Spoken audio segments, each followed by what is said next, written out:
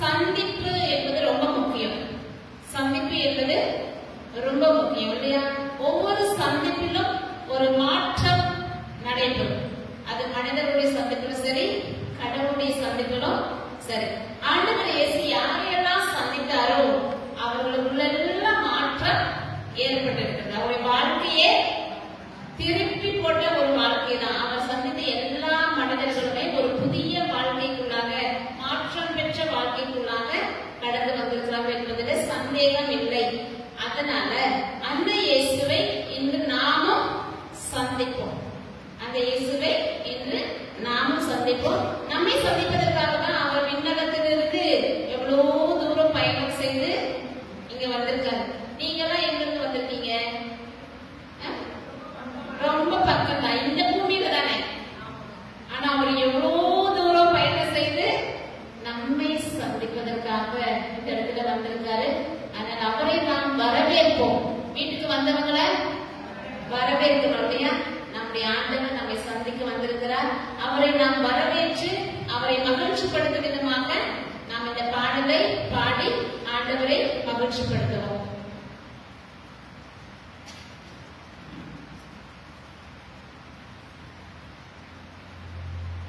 Thank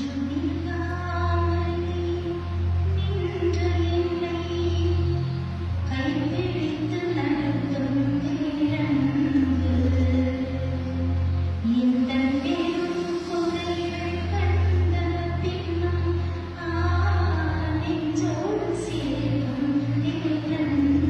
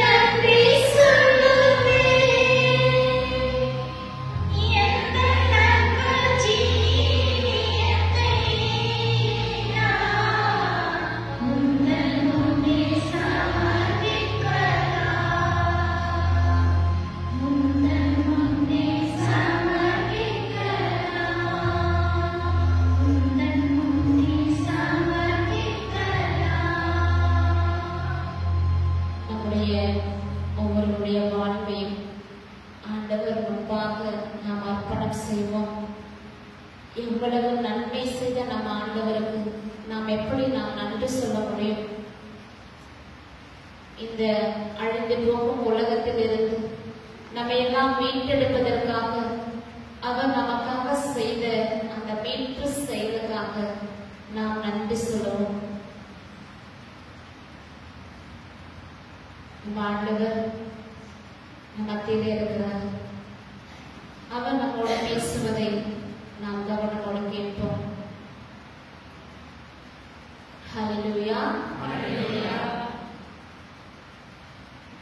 நம்ம எல்லாரும் இங்க எதுக்காக வந்திருக்கிறோம்? எதற்காக நாம் இங்கு வந்திருக்கிறோம்? முன்னாடியே சொன்னேன், நம்ம ஆண்டவரை சந்திப்பதற்காக, நம்ம ஆண்டவரை நாம் சந்திப்பதற்காக, அவர் நம்மை சந்திப்பதற்காக. சந்திப்பு அப்படிங்கிறது ஒருத்தரால நிகழாது, 2 பேர் இருக்கணும். ஒரு சந்திப்பு அப்படின்னாலே 2 பேர் இருக்கிறது தான், 2 பேரும் சந்திக்கிறதா சந்திப்பு அப்படின்னு சொல்லுவோம். பைபிள்ல நமக்கு அன்னை மரியா எலிசபெத் அம்மாவை சந்தித்த நிகழ்ச்சி எல்லாருக்கும் தெரியும் இல்லையா?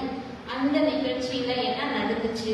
ஒவ்வொரு சந்திப்பிலுமே ஒரு அனுபவம் இருக்கிறது, ஒரு ஆவியானுடைய அபிஷேகம் இருக்கிறது, ஒரு விடுதலை இருக்கிறது, ஒரு செய்தி இருக்கிறது, ஒரு பாடம் இருக்கிறது, ஒரு மீட்பு இருக்கிறது.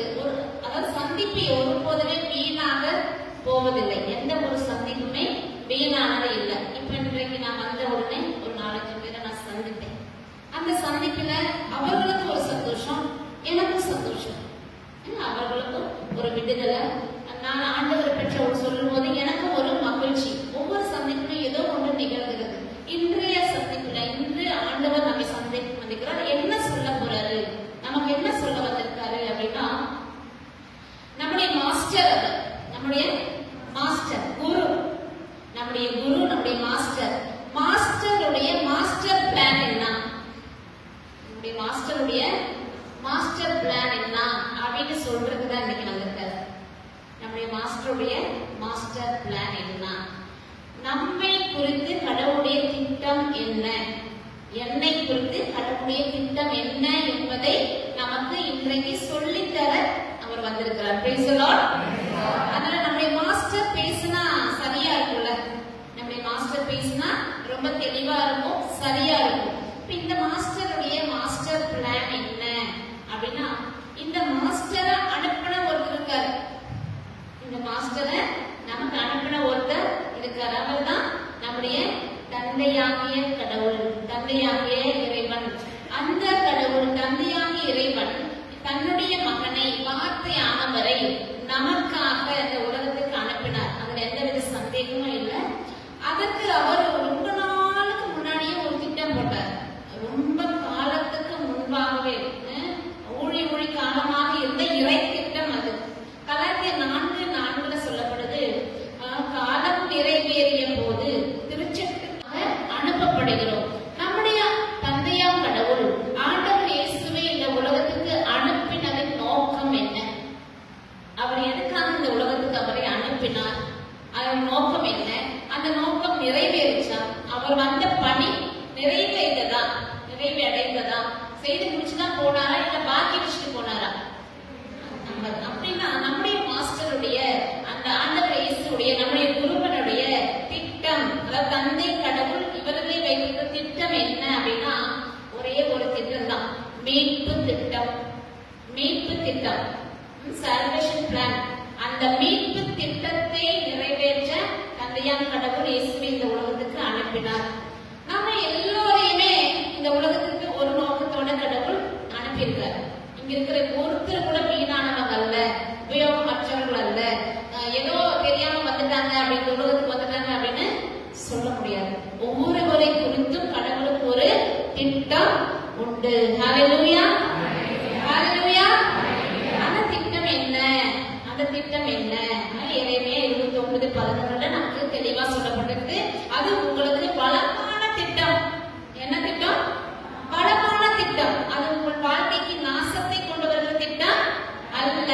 உங்களுக்கு வளமான எதிர்காலத்தை தரக்கூடிய நல் வாழ்க்கைக்குரிய திட்டம் அப்படின்னு தெளிவா சொல்றாரு. அப்ப இந்த உலகத்துல கடவுளால் படைக்கப்பட்ட எல்லா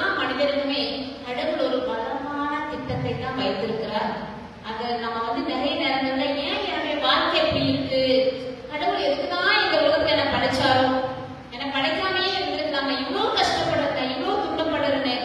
இது இந்த மாதிரி துன்பம் வரும்போது, கஷ்டங்கள் வரும்போது,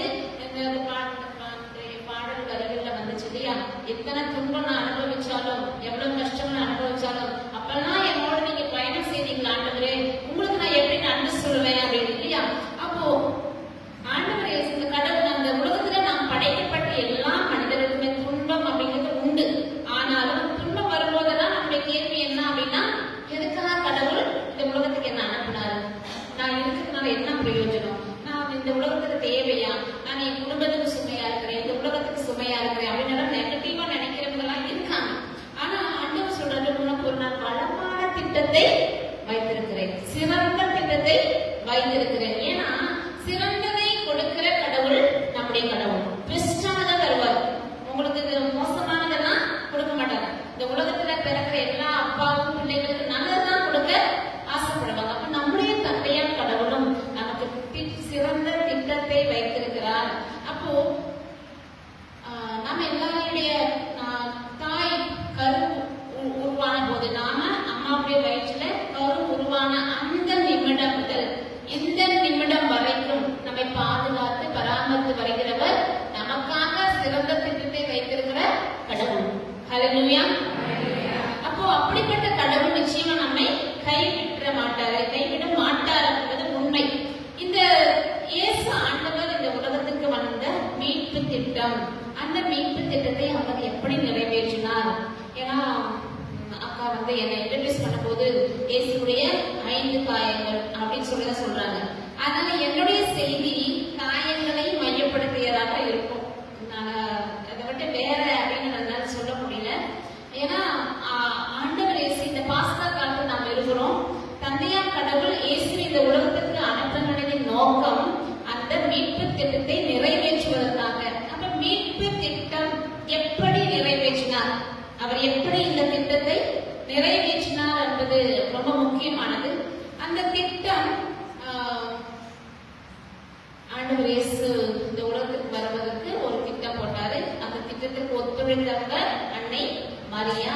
அந்த அன்னை மரியாள் சொன்ன ஆமேன் என்ற ஒரு வார்த்தையினால அந்த மீட்பு திட்டம் நிறைவேற அதுதான் துவக்கமாக இருந்தது. மத்தேயு நற்செய்தி 1 அதிகாரம் 21ஆம் இறை வசனத்துல நாம் அதை வாசிக்கிறோம்.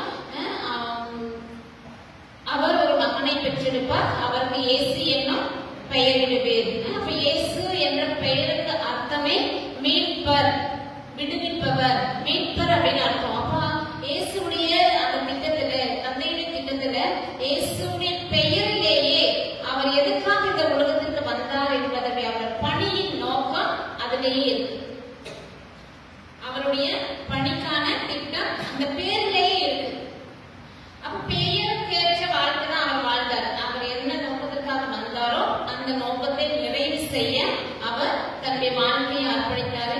29 ஆண்டு காலம் இயேசுடைய வாழ்வில 29 ஆண்டு வருடம் புனித சூசியப்பர் அவரோட இருந்தார். புனித சூசியப்பர் இயேசுவோட இருந்தாங்க. சந்தோஷமான ஒரு குடும்ப வாழ்க்கை. அன்னை மரியா, யோசேப்பு, இயேசு திரு குடும்பமா வாழ்ந்தாங்க. இந்த திருக்குடும்பம் வாழ்ந்து அந்த கடைசி காலகட்டத்தினால இயேசு அந்த பணி வாழ்வை துவங்குகிற அந்த சூழ்நிலையில ஆண்டவர் இயேசு சூசியப்பரை இழக்கிறார். புனித சூசியப்பரை அவர் இழக்கிறாரு. அவரு பணிக்காலம் தொடங்குற அந்த வாலிப வயசு அடுத்தது தந்தை கடவுளுடைய திட்டத்தை நிறைவேற்ற புதுப்பணிக்கு அவர் தயாராகிறாரு. அப்பதான் துணை தேவை இல்லையா? ஆனா அந்த நேரத்துல கடவுள் சூசியப்பரை அவரிடமிருந்து எடுக்கிறாரு. அவர் மரணம் அடைகிறார். அதற்கு பிற்பாடு மாதாவும் இயேசு மட்டும்தான் இருக்காங்க. 30ஆவது வயதுல அவர் மீட்பு பணியை ஆரம்பிக்கிறார். அந்த பகிரங்க வாழ்க்கை நற்செய்தி பணி, இறையாட்சி பணியை ஆரம்பிக்கிறாரு.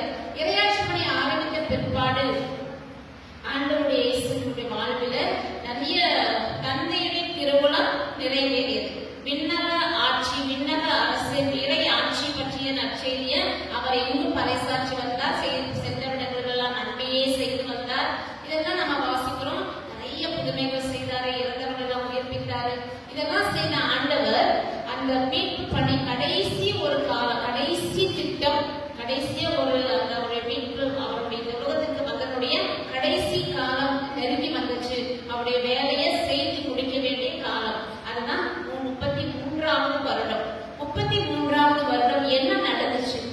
33வது வருடம் என்ன நடந்தது அப்படின்னா, ஒரு பெரிய ஒரு மாற்றம், பெரிய ஒரு மாற்றம் உலகில நடந்தது.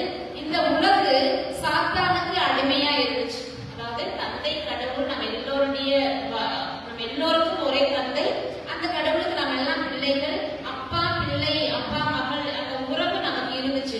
ஆனா இடையில சாத்தான் உள்ள வந்தான். சாத்தான் உள்ள வந்த உடனே என்னாச்சு? ரோமையர் 3:23 நம்ம வாசிக்கிறோம்.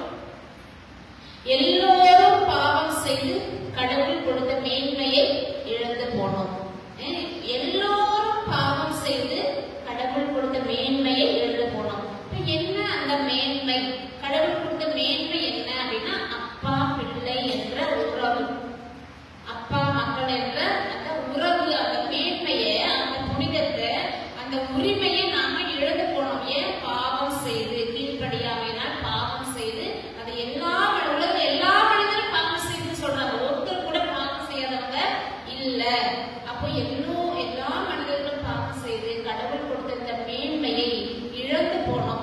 அந்த மேன்மை இழந்ததுனால நம்ம எல்லாருமே சாத்தானுக்கு அடிமைப்பட்டவர்களா போறோம். சாத்தானுக்கு அடிமைப்பட்டவர்களா போறோம். இப்ப சாத்தானுக்கு அடிமைப்பட்ட நாம என்ன செய்வோம்? சாத்தான் என்ன சொல்றானோ அதுதான் செய்வோம். ஒருத்தருக்கு அடிமையா இருந்தோம் அப்படின்னா நம்ம எப்படி எல்லாம் நம்ம வழிநடத்தோம்னா அந்த வழியில தான் போவாங்க. அப்போ சாத்தானுக்கு அடிமைப்பட்ட ஒரு நபர் சாத்தானுடைய குரலை கேட்டு கீழ்ப்படியாமையினால் நாம் தீய வழிகளில் செல்ல ஆரம்பித்தார். கடவுளுடைய கட்டளைகளை எல்லாம் புறக்கணிக்க ஆரம்பித்தான். கடவுளுடைய அன்புக்கு எதிராக செயல்பட ஆரம்பிச்சான். இப்போ அன்புக்கு எதிரானது எல்லாமே பாவம் இல்லையா? அப்ப சாத்தானுக்குரிய காரியங்களும் அவனுடைய வாழ்க்கையில நடக்க ஆரம்பிச்சது. இப்போ ஒருவர், அதாவது யாக்கோபு 2ஆம் அதிகாரம் இறை வசனம் 10, ஒருவர் சட்டம் ஒன்றில் மட்டும் தவறினாலும் அவர் அனைத்தையும் மீறிய குற்றத்திற்கு உள்ளாவர். சிலர் சொல்றாங்க, நான் எல்லா பாவமும் செய்யல, ஒரே ஒரு பாவம் தான் செய்தேன், நானு ஒரே ஒரு பாவம் தான் செய்தேன். அப்போ நான் பாவி இல்லைன்னு சொல்ல முடியுமா? ஒரு பாவம் சொல்ல, சட்டம் ஒன்று, ஒரு சட்டத்தை மீறினாலுமே மற்ற அத்தனை சட்டத்தையும் மீறிய குற்றத்திற்கு நாம ஆளாகும். அப்படின்னா நம்ம பாவம்னா பாவம் தான். ஒரு பாவம் இருந்தாலும் சரி, 100 பாவமா இருந்தாலும் சரி, பாவம் தான். சின்னதா இருந்தாலும் சரி, பெருசா இருந்தாலும் பாவம் தான். பாவம் செய்கிறோம். இப்ப பாவத்திற்கு கிடைக்கும் சம்பளம் என்ன? மரணம். ரோமர் 6:23, பாவத்துக்கு சம்பளம் மரணம். அதுல எல்லாம் தெளிவா இருக்கும். பாவம் செஞ்ச மரணம். இந்த மரணம் ஆன்மாவில நடக்கக்கூடாது. நம்மை நாம் விட்டு கொடுக்க கூடாது. ஆனா சாத்தான் அதுக்குதான் பார்த்துக்கிட்டான். அதற்காக தான் அவன் வழிமேல விழி வச்சு கர்ஜிக்கும் சிங்கம் போல யாரை விழுங்கலாம் என தேடி திரிகிறான்னு பேதுரு எடுத்து நாம் வாசிக்கிறோம்.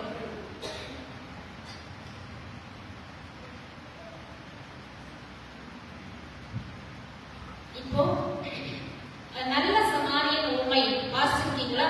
நல்ல சமாரியன் உண்மை லூக்கா நற்செய்தி 10ஆம் அதிகாரம் 25 அந்த வசனங்கள் வரும்.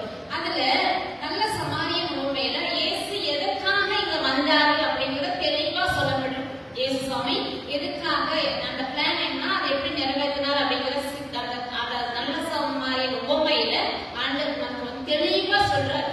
என்ன சொல்றாரு அப்படின்னா, எருசலேமிலிருந்து ஒருவன் எரிகோ நோக்கி பயணம் செய்கிறான். எருசலேமிலிருந்து ஒருவன் எரிகோ நோக்கி பயணம் செய்கிறான். எருசலேம் என்பது என்ன? எருசலேம் என்பது அப்பா வீடு. அப்பா வீடு. எருசலேம் என்பது அப்பா வீடு. அப்பா வீட்டுல எப்படி இருக்கும்? எப்போதும் மகிழ்ச்சி. திருமணமான பொண்ணெல்லாம் எப்படா அப்பா வீட்டுக்கு அம்மா வீட்டுக்கு போவோம் அப்படின்னு இருக்கும் இல்லையா? அந்த பொண்ணை கொஞ்சம் ரெஸ்ட். யாரும் நம்மள தேடி கேட்க மாட்டாங்க, என் வேலை செய்தாலும் திட்ட மாட்டாங்க, இன்னும் கொஞ்சம் நேரம் தூங்கலாம், சுதந்திரமா இருக்கலாம். அப்படித்தானே? அப்போ அப்பா வீடு அப்படின்னாலே நமக்கெல்லாம் ரொம்ப சந்தோஷம், மகிழ்ச்சி, அப்புறம் பாதுகாப்பு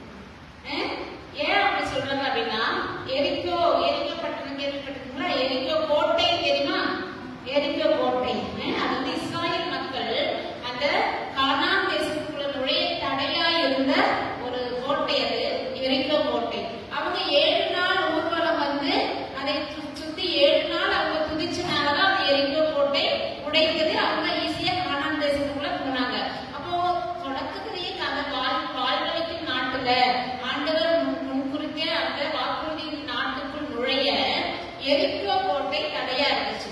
எரிக்கோ அப்படின்னாலே அங்கே தீமைகள் நிறைந்த நகரம், சாத்தானின் நகரம் அப்படின்னு கூட சொல்லலாம். அப்போ எருசலேமிலிருந்து ஒருவன் எங்க போறான்? எரிக்கோ நோக்கி போறான். நல்ல இடத்துக்கு போறான் இல்லையா? ஆபத்து நிறைந்த இடத்துக்குள்ள அவன் போறான். அவன் வந்து டேஞ்சர் ஜோனுக்குள்ள போயிட்டு இருக்கிறான். அப்போ பாதுகாப்பு நிறைந்த எருசலேம் பற்றி திருப்பாடல் 122 என்ன சொல்றது அப்படின்னா, மலைகளை சூழ்ந்திருக்கிற நகரம், மலைகள் சூழ்ந்த நகரம், அமைதியின் இல்லம், ஆண்டவரின் அரியணை இருக்கிற இடம், தாவீதின் அரியணை இருக்கிற இடம் அப்படின்னா அங்க இருக்க அந்த திருப்பாடல் 122 நம்ம வாசிக்கிறோம். அதாவது எருசலேம் என்பது கடவுளுடைய வீடு, பாதுகாப்பு நிறைந்த இடம் அப்படிங்கிறதெல்லாம். இப்படிப்பட்ட சூழ்நிலையிலிருந்து ஒருவன் எரிக்கோ நோக்கி, தீமைகள் நிறைந்த நகரத்தை நோக்கி, ஆபத்து நிறைந்த பகுதியை நோக்கி ஒருவன் போறான். அப்படி போகும்போது என்ன நடந்துச்சு? அங்கே அந்த எரிக்கோ வழி எப்படி இருக்கும் தெரியுமா? அதாவது நம்முடைய லாசருடைய வீடு பெத்தானியா வந்து எரிக்கோ போற வழி. அது வந்து பாலைவனம் நிறைந்த, அதற்கு பக்கம் அதிகமான வீடுகளே இல்ல. அங்க வந்து திருடர்கள் எப்பவுமே இருப்பாங்க. ஏன்னா அவங்க வந்து எருசலேம்ல இருந்து எரிக்கோவுக்கு அதாவது வியாபாரம் செய்ய அது வழியதான் போவாங்க வருவாங்க. அதனால வியாபாரிக்கு என்ன இருக்கும்? நிறைய பணம். வியாபாரம் செய்யக்கான அவங்கள்ட்ட பணம் பொருள் எல்லாமே வச்சிருப்பாங்க இல்லையா? அப்ப அந்த வியாபாரிகளிடம் கொள்ளையடிப்பதற்காக அந்த வழியில எப்போதுமே இப்பவும் அங்க அப்படிதான் இருக்கு. திருடர்கள் அங்க காத்திருப்பாங்க. எப்ப யாரு வரா, எப்படி அவங்க அடிக்கலாம், எப்படி அவங்கள வந்து கொள்ளையிடலாம், திருடலாம் அப்படின்னு பார்த்துட்டு இருக்கிற அந்த ஒரு சூழ்நிலை. இந்த எரிக்கோ நோக்கி செல்கிற அந்த நபரை அதே போல திருடர்கள் கையில் அகப்பட்டான். திருடர்கள் கையில் அகப்பட்ட உடனே திருட என்ன செய்வான்? எல்லாத்தையும் பறிச்சுட்டு அவனை அடித்து குற்றுயிராக விட்டு சென்றார்கள். அதுதான் அந்த அளவுக்கான செய்தி நாம் வாசிக்கிறோம். அடித்து குற்றுயிராக விட்டு சென்றார்கள். அவனிடத்தை எல்லாவற்றையும் பறித்து கொண்டு சும்மா கொஞ்சம் தான் உயிர் போற அந்த கட்டத்துல அடிச்சு நைய புடைத்து அங்க போட்டுட்டு போயிட்டாங்க. அவனுக்கு உதவி செய்யறவங்க யாருமே இல்லை. ஆனா அந்த வழியை யார் வந்தா அப்படின்னா ஒரு குரு வராரு. ஃபர்ஸ்ட் ஒரு குருவானவர் வராரு. இந்த குருவானவர் வராரு, எங்க போறாரு? அவரு எருசலேமுக்கு போறாரு. பரிசலத்த போயிட்டு இருக்காரு, வேகமா போறாரு. ஊசிக்கு வேகமா சப்பா அடிபட்டு கிடக்கிற மக்கள் நமக்கு உதவி செய்ய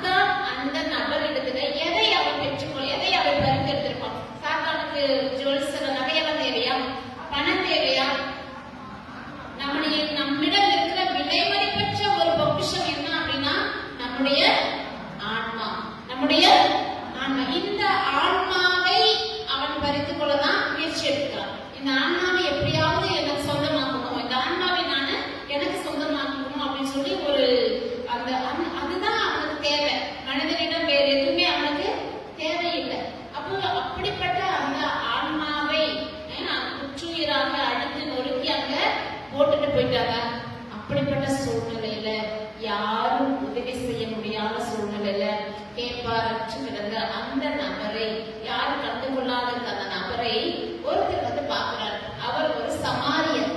அவர் ஒரு சமாரியர்.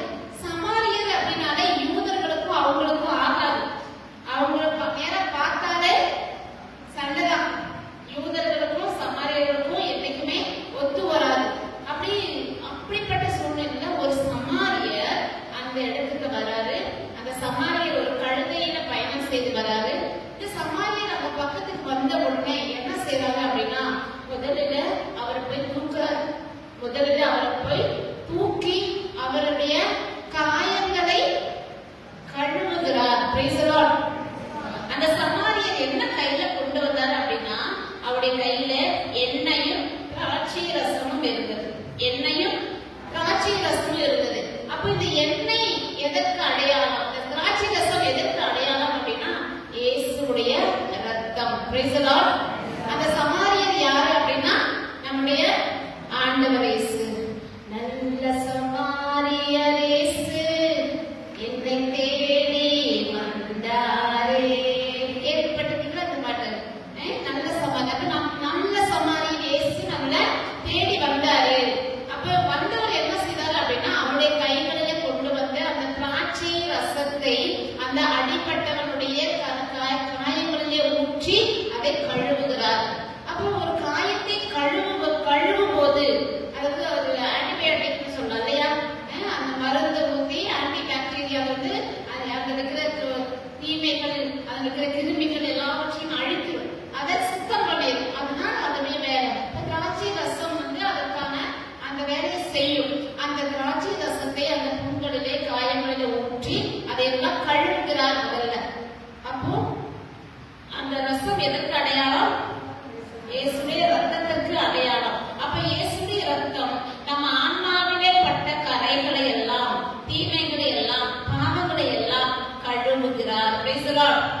ஒவ்வொரு அபிஷேகமாக, எண்ணெயாக நம்முடைய ஆன்மாவிலே பொழியப்படுகிறார். ஹல்லேலூயா. அப்ப நாம இந்த பாஸ்கா காலத்தில் இருக்கிறோம். எதற்கான தயாரிப்பு?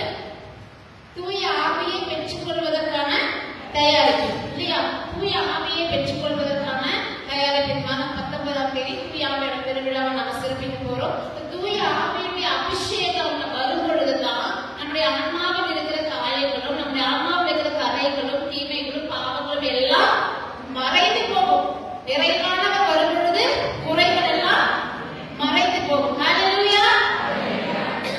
அப்போ அந்த நிறைவான ஆவியானவரை தருகிறவர் யார் அப்படின்னா, நம்முடைய ஆண்டவர் இயேசு கிறிஸ்து தான். அதனால அவர் சொன்னாரு யோவான் 14ஆம் அதிகாரத்துல, நான் உங்களுக்கு ஒரு துணையாளரை அனுப்புவேன், நான் உங்களை திக்கற்றவர்களாக விட மாட்டேன், ஒரு துணையாளரை நான் உங்களுக்கு அனுப்புவேன். நமக்கு ப்ராமிஸ் பண்ணிருக்காரு, வாக்குறுதி கொடுத்திருக்காரு. இதே வாக்குறுதி தந்தையும் யோவேல் 2:28 கொடுத்திருக்காரு.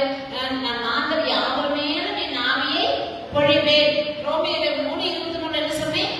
மனிதர் எல்லோரும் பாவம் செய்து கடவுள் கொடுத்த மேன்மை இழந்து போனோம். ஆனா இவங்க சொல்றாரு, மாந்தர் யாவர் மேலும் என்னுடைய ஆவியை பொழிவேன். அப்போ எல்லா மனிதரும் பாவம் செய்தாலும் நான் என்னுடைய ஆவியை எல்லா மனிதர்கள் மேலும் பொழியப்படும் பொழுது எல்லோரும் மீண்டும் ஒரு புது வாழ்வுக்குள்ள வருவார்கள் என்று அந்த வாக்குறுதி கொடுக்கிறார். Praise the Lord. அப்போ அந்த வாக்குறுதி யாருக்கு சொந்தம்? ஆண்டவராகிய கடவுள் தம்மிடம் அழைக்கும் அனைவருக்கும் உரியது. உங்களுக்கும் உங்கள் பிள்ளைகளுக்கும் கடவுள் அழைக்கும் அனைவருக்குமே இந்த வாக்குறுதி சொந்தம் அப்படின்னு சொல்லி இறைவாக்கு சொல்லுது. அப்போ இந்த ரசத்தை வார்த்து அந்த காயங்களை கட்டி அந்த எண்ணெயை ஊற்றி அதற்கு சுகத்தை கொடுக்கிறார். இதுதான் நல்ல சமாரியன் செய்த மீட்பு செயல். Praise the Lord. அந்த நல்ல சமாரியன் செய்த ஒரு புனித செயல் அப்படின்னு கூட சொல்லலாம். சுகமளிக்கிற செயல், விடுதலை செயல். இந்த நிகழ்ச்சியை தான் நம்முடைய ஆண்டவர் கல்வாரியில நிறைவேற்றினார். இந்த நிகழ்ச்சியை தான் அவர் உயிரோட அந்த 33வது வயதில கிபி 33ஆம் ஆண்டு ஒரு பெரிய வெள்ளிக்கிழமை அன்று நம்முடைய பாவங்கள் எல்லாவற்றையும் கழுவி துடைக்க அவருடைய சொந்த ரத்தத்தை அவர் சிந்தினார். அவருடைய சொந்த ரத்தத்தை விலையாக கொடுத்து நம்ம ஒவ்வொருவரையுமே மீட்டெடுத்திருக்கிறார். Praise the Lord.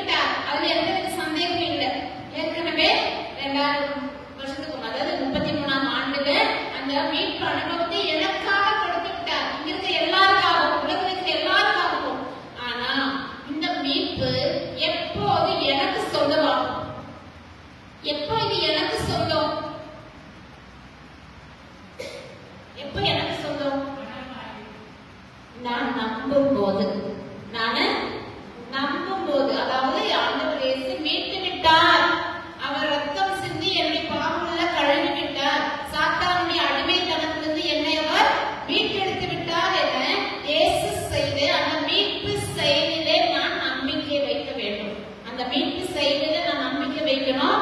இயேசு என்ற அந்த நபர் மீது நான் நம்பிக்கை வைக்கணும். யார் நம்பணும்? இயேசு என்ற அந்த நபர் மீது, அந்த ஆள் மீது, அவர் மீது. அவர் ஒரு நபர், உயிரோடு இருக்கார் இல்லையா? இங்க இருக்காரா இல்லையா? இருக்காரு. அப்போ உயிரோடு இருக்காரு. அப்போ இந்த இயேசு என்ற நபர் மீது நான் நம்பிக்கை வைக்கணும்.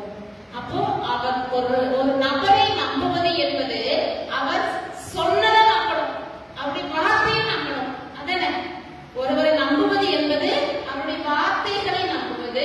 ஒருவர் நம்புவது என்பது அவர் செய்த செயல்களை நம்புவது.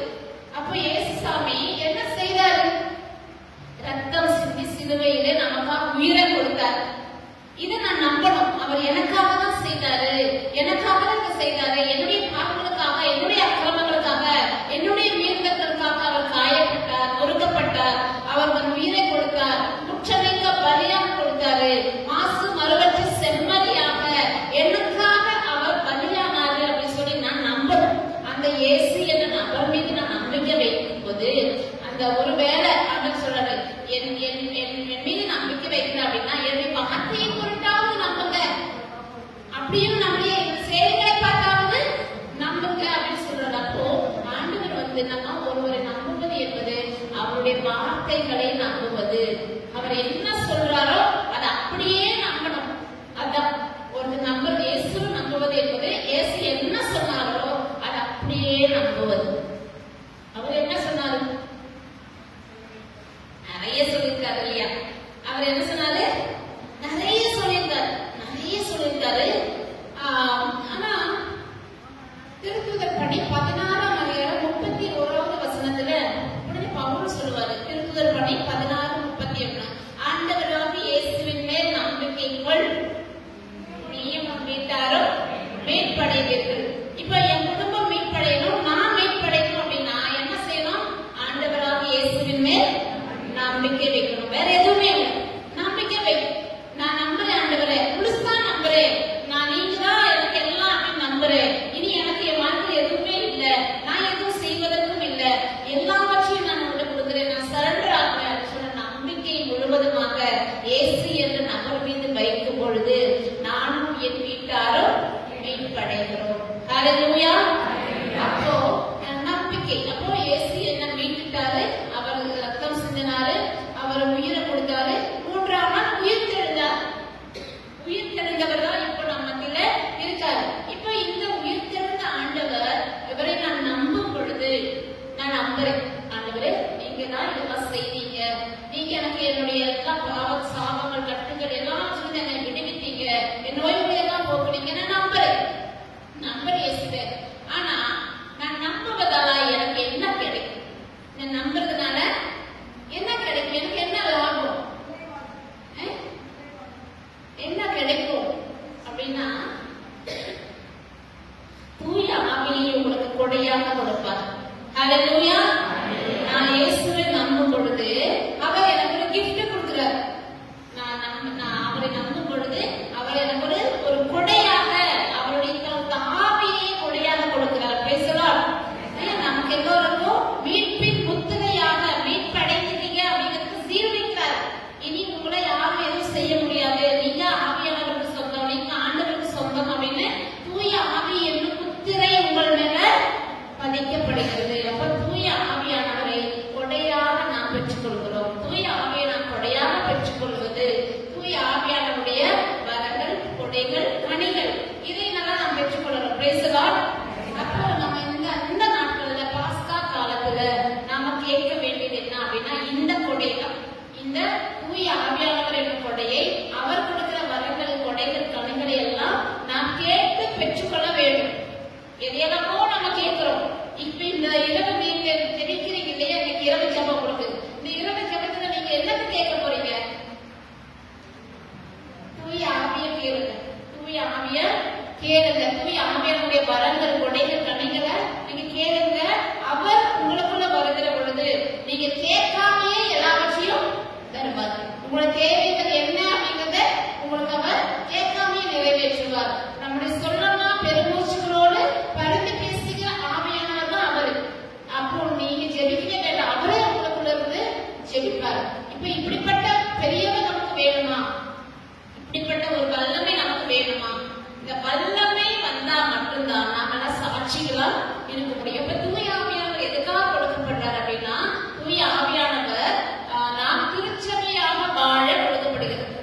எதுக்காக? திருச்சபையாக இணைந்து வாழ.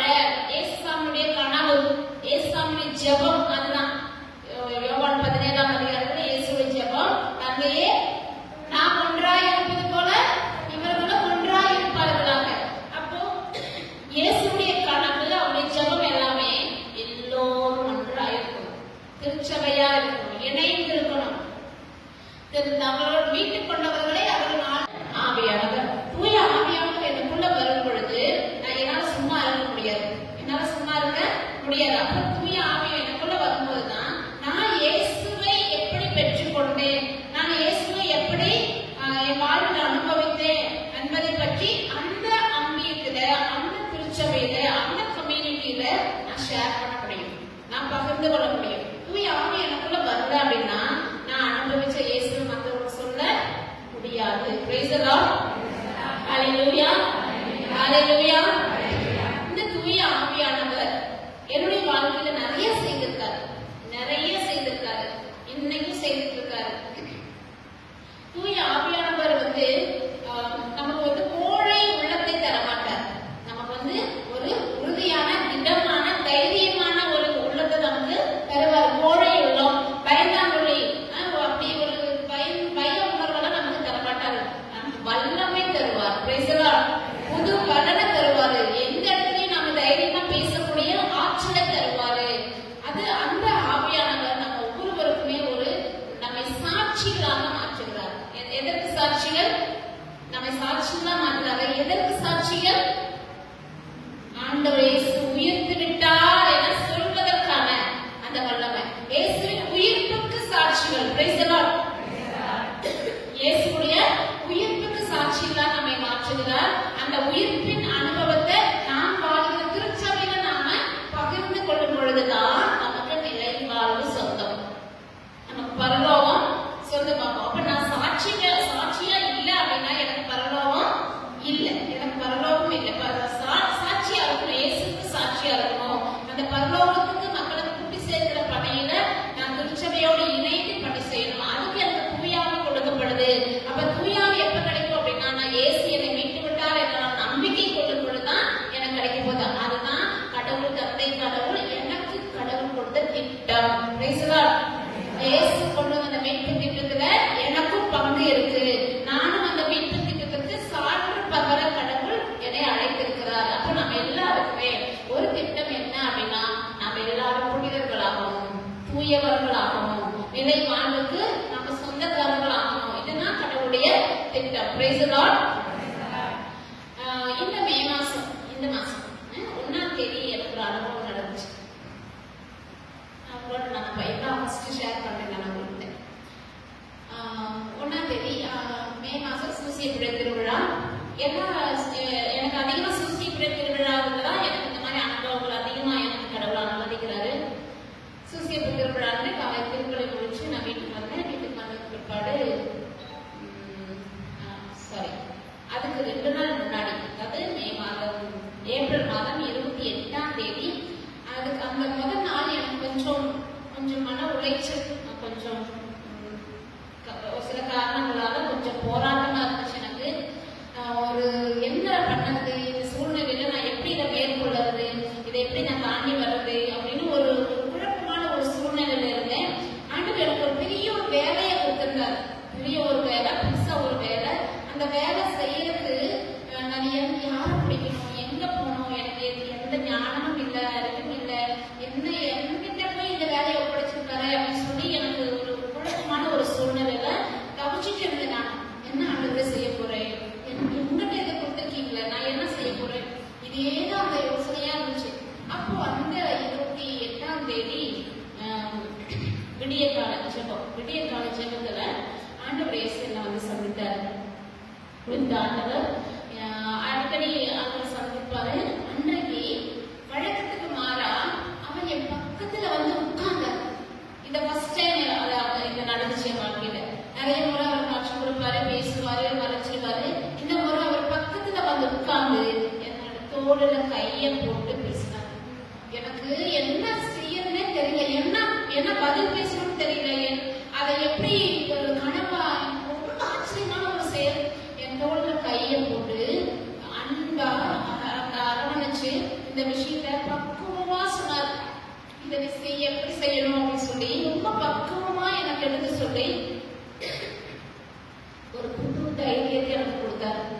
அந்த அந்த செய்தி கிடைச்ச பிற்பாடு எனக்கு வந்து அந்த பையெல்லாம் போயிடுச்சு. நான் என்ன செய்ய போறேன், அந்த கேள்வியெல்லாம் எதுவுமே வரல. அப்போ ஆமேன்னு சொல்லி அதோட நீங்க கூட இருக்கீங்க, நீங்க செய்வீங்க அப்படின்னு அமைதியாயிட்டேன். இந்த செய்தியை இப்படி உட்காந்து சொன்னா ஒரு வேலை நாங்க ரொம்ப அலட்சியமா எடுத்துக்கிறோம். அதான் ரொம்ப நெருக்கமானவங்க சொல்லும்போது, ரொம்ப பக்கத்துல சொல்லும்போது அது அவ்வளவு சீரியஸா எடுத்துக்க மாட்டோம் இல்லையா? அதனாலயே என்னவோ 1ஆம் தேதி என்ன நடந்துச்சு அப்படின்னா, 1ஆம் தேதி நைட்டு 12 மணி, அதாவது 30ஆம் தேதி நைட்டு 12 மணிக்கு புனித யோசேப்பும் வானதூதர்கள் கொஞ்சம் பேரும் என்ன சந்திக்க வந்தாங்க.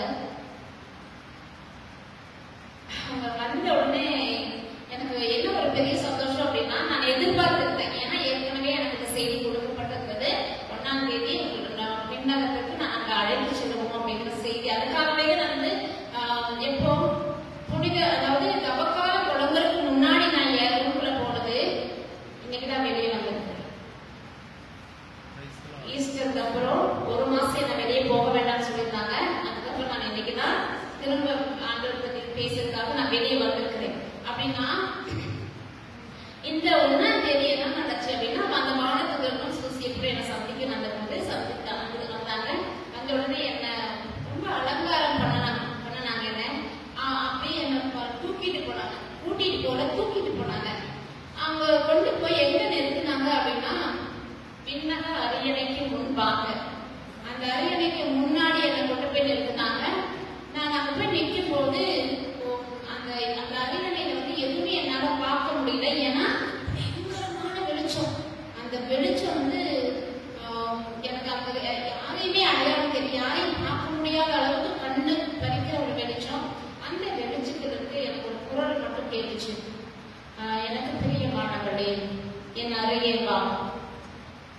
அப்புறம் நிறைய பேசினாரு. எல்லாமே உங்களை சொல்ல முடியாது, நிறைய பேசினாரு.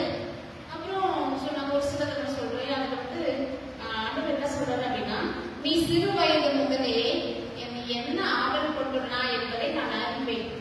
அந்த ஆவல் இளமையிலும் உன்னை தொடர்ந்து வந்தது, அது இன்றும் இருக்கிறது அப்படின்னு சொல்லி எனக்குள்ள இருந்த அந்த ஆசைய.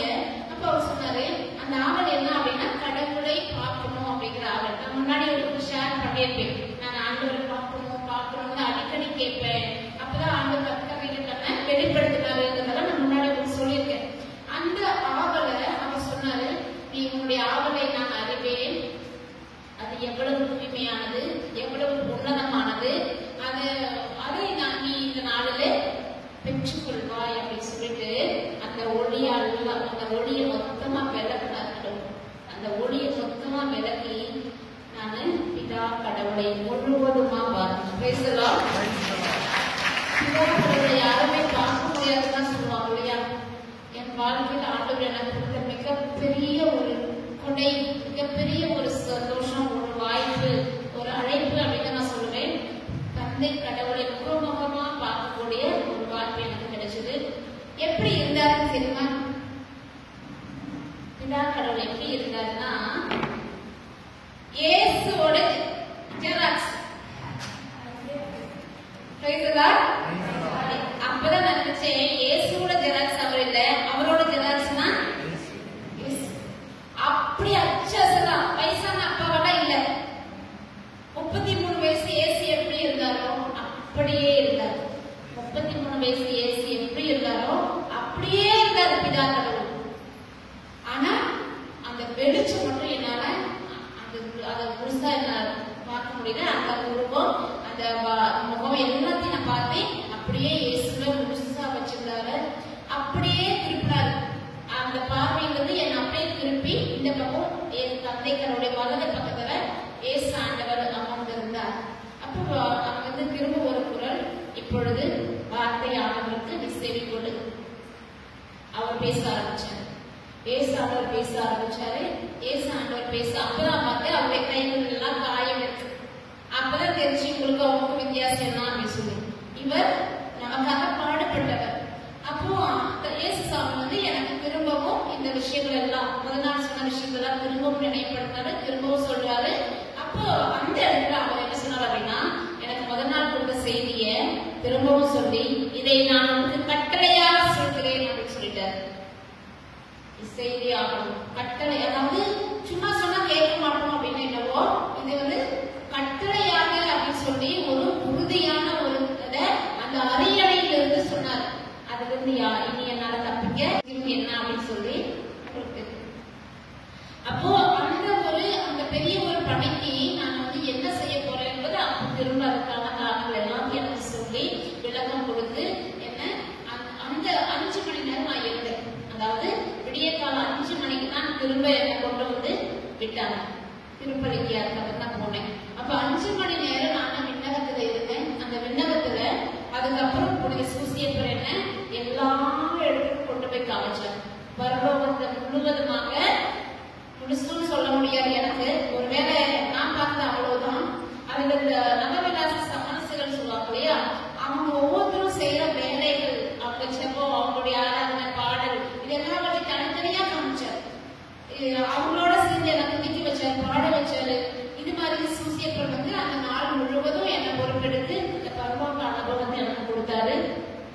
நான் என்ன சொல்றேன் அப்படின்னா, நம்ம எல்லாருமே நிலைவாழ்வுக்கு சொந்தக்காரங்க. நிலைவாழ்வுக்கு ஒரு நாள் நிச்சயமா நம்ம எல்லாருமே போய் சேருவோம்.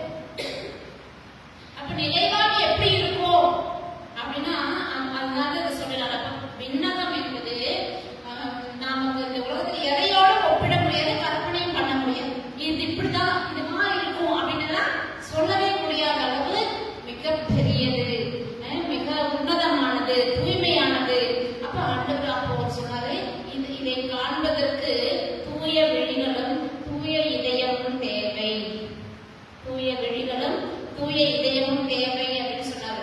அப்பதான் மத்திய நற்செய்தி 5ஆம் அதிகாரம் வாசிக்கிறீங்க, தூய உள்ளத்தோர் பேறு பெற்றோர் ஏனெனில் அவர்கள் கடவுளை காண்பர். அப்ப நம்ம கடவுளை பார்க்கணும் அப்படின்னாலே நமக்கு என்ன வேணும்? தூய உள்ளம் வேணும். Praise the Lord. தூய்மையான உள்ளமும் தூய பார்வையும் வேணும். நமக்கு இயேசு நம்மை பார்ப்பது போல நம்ம எல்லாரையும் பார்க்கணும். இயேசு பார்ப்பது போல பார்க்கணும். இயேசுவோட கண் கொண்டு பார்க்கணும். இயேசுவோட இதயத்தை கொண்டு நம்ம அன்பு செய்யணும். அப்படி செய்தாதான் நமக்கு கடவுளை பார்க்க முடியும். இப்ப நம்ம எல்லாம் கடவுளை பார்க்கணும் ஆசை இருக்கு இல்லையா? ஒரு நாள் நிச்சயமா நம்ம எல்லோருமே அவரை சந்திக்க நாம புறப்பட்டு போவோம். அப்ப அந்த மீட்பு செய்த அந்த நிலை வாழ்வுக்கு வழி நம்முடைய ஆண்டவர் தான். நான் தான் வழி, என்னை வேறு யாரும் அந்த தந்தையிடம் வர முடியாது. அப்போ என்னை கண்டவன் தந்தையை கண்டான். நேற்று வாசகம் தானே, இன்னைக்கு நேற்றைய வாசகம். என்னை கண்டவன் தந்தை. இப்ப நான் புதுசு எனக்கு ஏன் தந்தை அப்படி இருக்காருன்னா, இயேசு பார்த்தா தந்தையை பார்க்கிறார். பிலிப்பிட்டு சொல்ற வெளியா, பிலிப்பே இவ்வளவு காலம் நான் முன்னாடி இருந்தோம், நீ என்ன கண்டுபிடிக்கலையா அப்படின்னு. அப்ப ஏன் அதை சொன்னார் அப்படின்னா, தந்தையை போல இயேசுவை போல தந்தை இருக்காரு, தந்தையை போல இயேசு இருக்காரு அப்படின்னா தூய ஆவியும் அப்படிதான் இருப்பாரு. அப்படித்தானே இருப்பாங்க. மூவர் கடவுள், ஒரே ஞானம், ஒரே சித்தம், ஒரே வல்லமைனா ஒரே உருவம் இருக்கும் இல்லையா? ஆவியானவர் நமக்கு புறா வடிவில கொடுத்தாலும் 3 ஆட்களா இருக்காங்க. அப்ப அந்த மூவரு கடவுள் உரையும் அந்த பால் வீடு, விண்ணக வீடு, அங்க நமக்கு ஒரு உரைவிடங்கள் பல உள்ளன. நாம் எல்லோரும் அதற்கு சொந்தக்காரர்கள். Praise the Lord.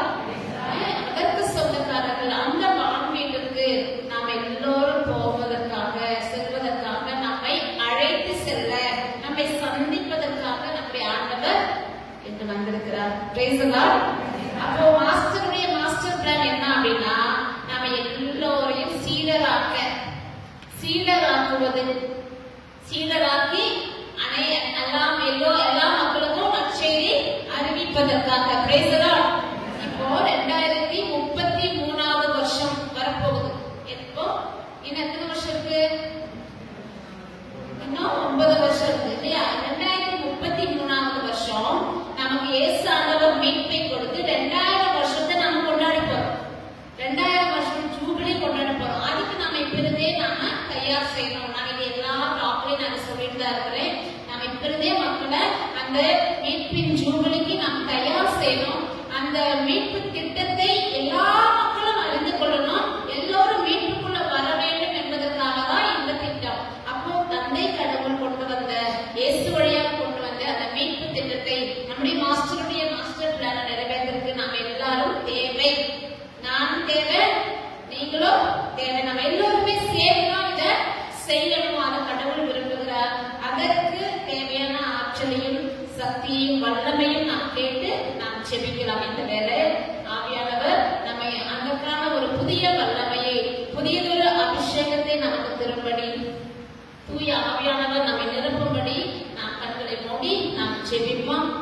ஒரு விசை நம் அமைதியில நம் மத்தியிலே இருக்கிற ஆண்டவரை நாம் உற்று பார்த்து,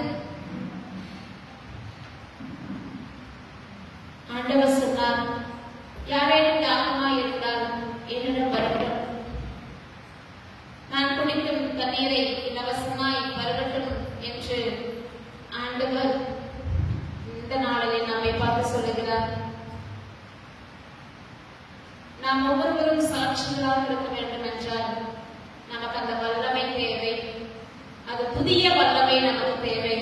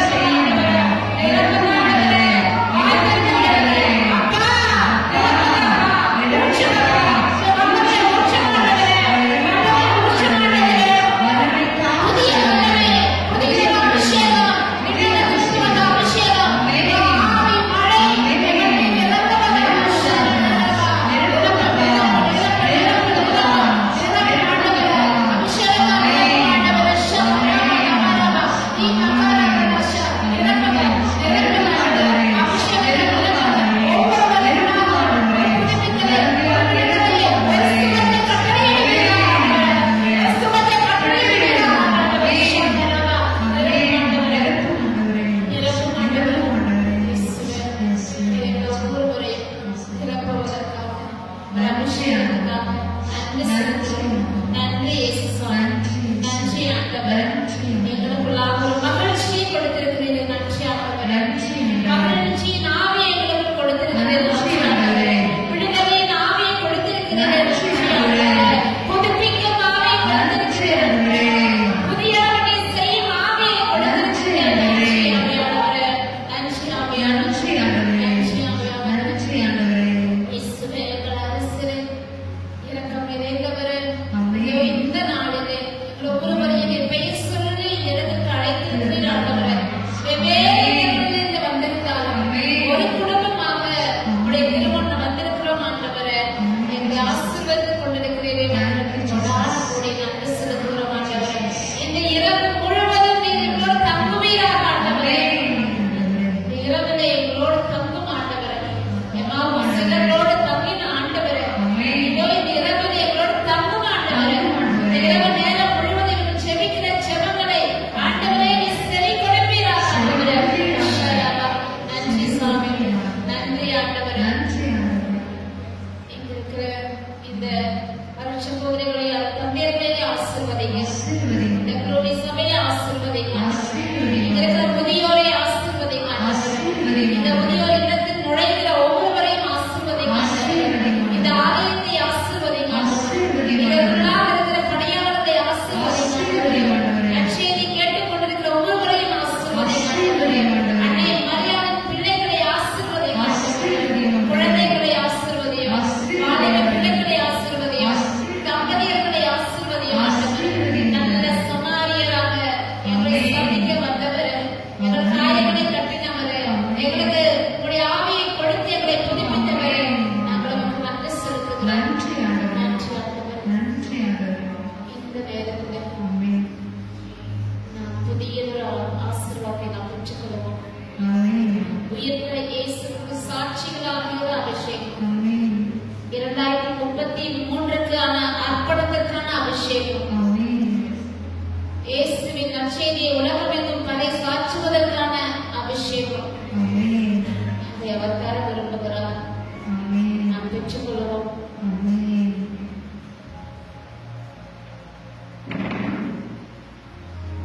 அவருடைய ஆசீர்வாதத்துக்காக நாம் தலை வணங்குவோம்.